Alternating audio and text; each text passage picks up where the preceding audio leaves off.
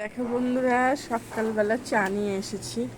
অনেকটা বেলা হয়ে গেছে, অবশ্যই ঘুম থেকে উঠতে অনেক দেরি হয়ে গেছে আজকে। তোমরা সবাই কেমন আছো?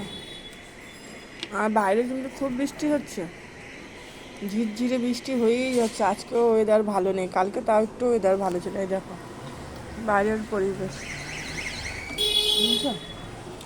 আমার আজকে টাইম ফুল গেছে, খুব একটা ফুল ফোটেনি, খুব ফুল ফোটেনি আমাদের প্রিয়। আর এই যে আমার চা,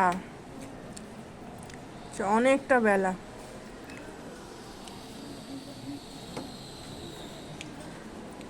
আর বাইরের পরিবেশ